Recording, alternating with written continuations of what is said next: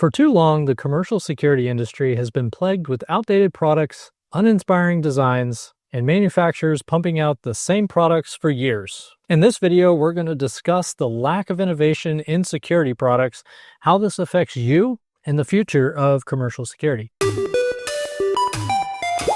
Hey friends, welcome back to the Security Bros. My name is James, this is Ken. What is the state of commercial security systems? Unfortunately, there's still a lot of outdated products flooding the market, and this is frustrating because I've seen the same stuff for years and years and years, and they don't seem to be bringing a whole lot of life to it. I feel like we are at a turning point. There's been some really cool things that have come out. There's some really neat innovating designs that some of these companies are bringing to the market. Unfortunately, like I said, there's still a lot of outdated type products being sold.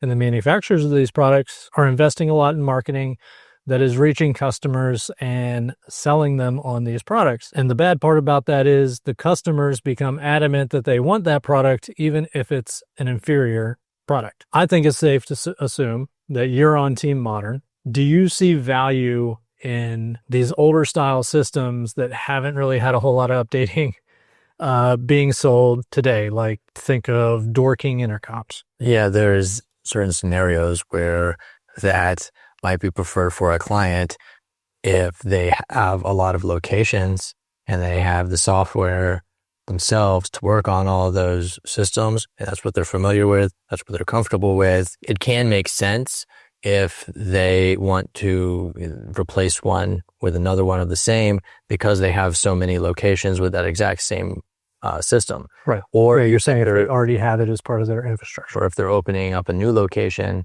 and they just want to keep everything on that same system. I understand that. And, in some cases they might it might benefit them to try on one location as something of like a test site, and see if they like the new one. They might want to eventually upgrade everything.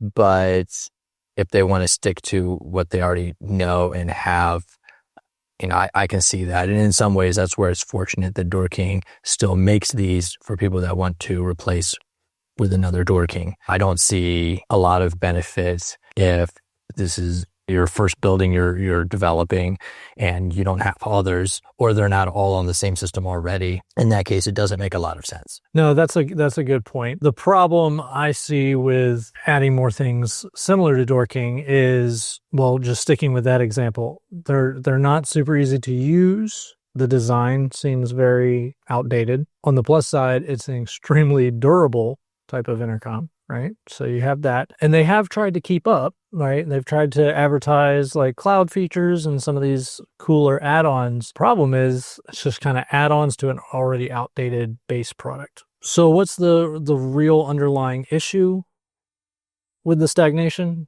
For me, I see it that product developers, manufacturers, and distributors haven't really had the pressure from integrators and customers to kind of push themselves to the next level.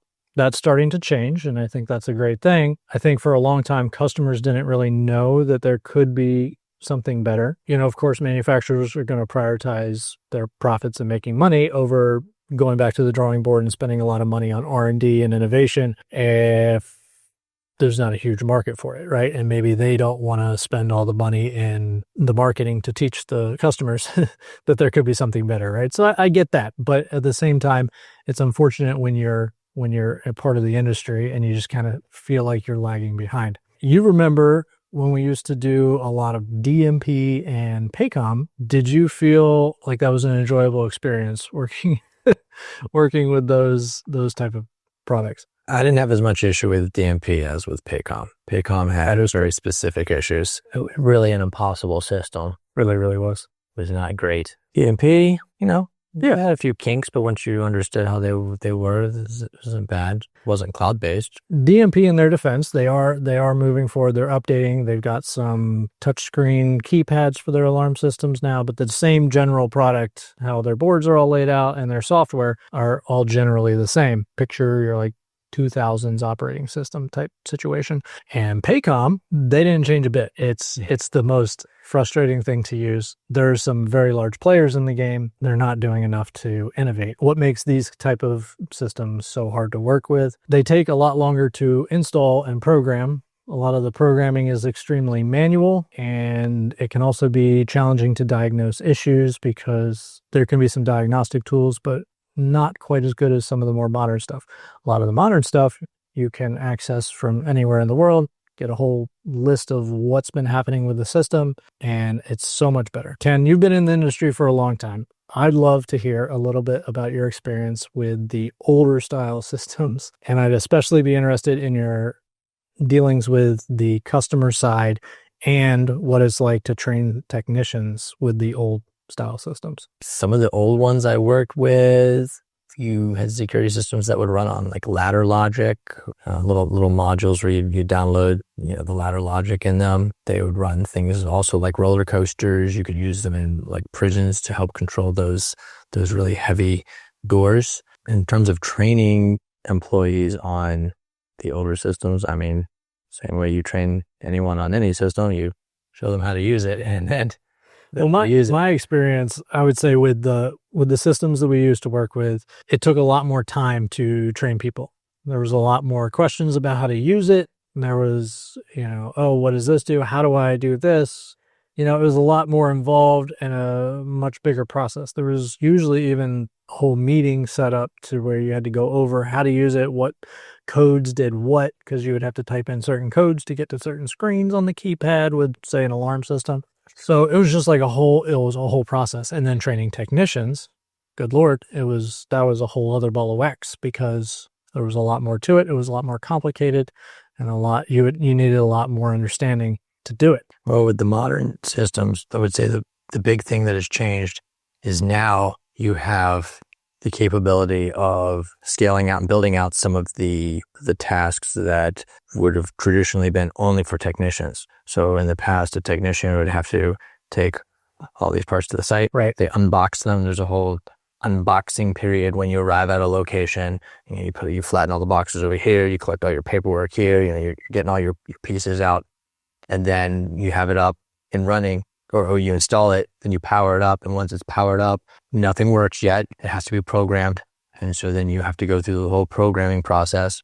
Now you can actually take the programming portion and have that done. Well, first of all, in advance, but you can also do all of that remotely and by somebody else. So you could have someone in your company that does the configuration.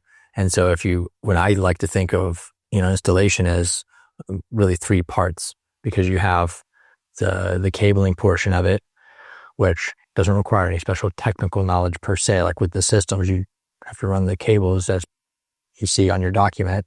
And then you have the portion where you actually put in devices. So you might have to, cut into the door jamb to install electric lock, or you might need to anchor a back plate or something like that. This is something you have to do to get these devices in place. You get the devices in place, you have to wire them up. So that's the second part.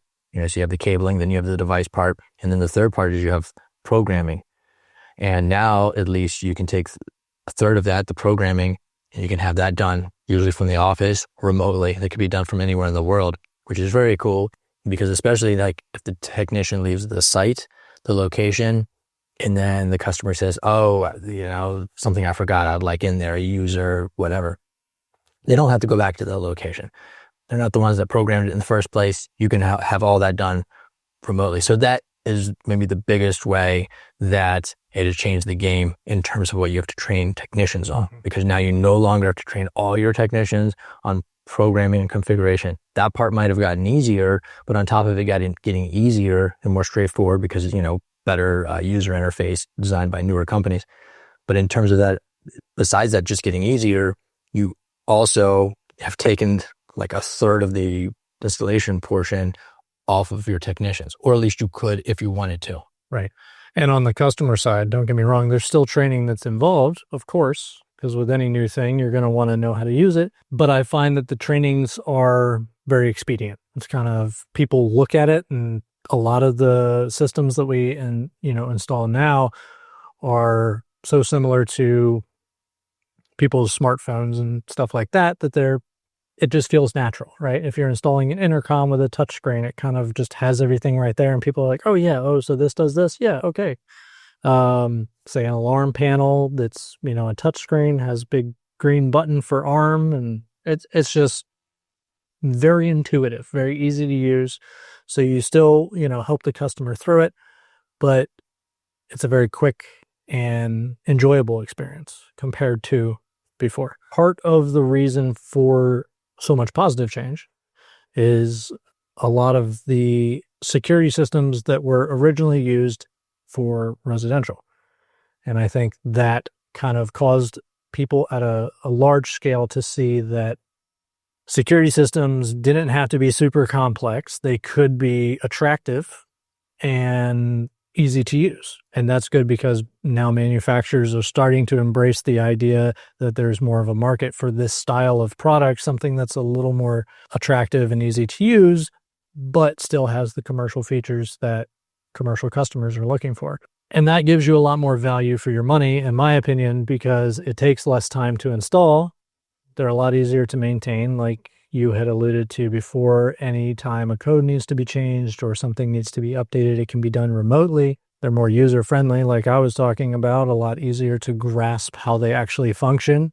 And the other bonus is with modern systems, software can be updated regularly and routinely, which gives you more features as the manufacturer develops them and more functionality, which is really cool. It's also more secure because having updated firmware prevents your system from being as vulnerable to network security issues. There's a couple things that I generally look for in the development of a product. As you mentioned, I like products that have an aesthetic value to them. Having a really good looking product is something that humans are very attracted to. It may not be what we consider logical, but that's how it works for humans. Anything you plan to install in a customer location preferably should be attractive in some way because it's consuming the space. Of course, better user interface, that's a big one. That's also visually pleasing to the person using it. It makes a lot of sense. I really look for products that can integrate at the software level in the cloud with other platforms, because it gives you the ability to mix and match systems and still have them work together. For instance, maybe you have a security camera that you have linked to your key fob entry, so that anytime someone scans a key fob and you're looking on the events list, you see that Tom just scanned in, you might see an icon for a camera. You tap the icon, the video pops up, and you can actually see, wait a second, that's not Tom. Yeah, that's Lucy. And so she clearly has Tom's key fob. So things like that. It might be the camera system could be by one manufacturer and the key fob system could be by another manufacturer. But nowadays, some of those are having integration capabilities in the cloud so that even the apps are linked. Things like that are really cool and very useful. And they're not, as we call them, the flashy features that nobody wants. Right? Those are features that are legitimately useful to people. Competition in the industry is getting better. Products are going to continue to get better and become more user-friendly. There's still a lot of antiquated systems being sold. There's also great modern systems that are available. So if you enjoyed this video, like it so we know, and share it so your friends know. Bye.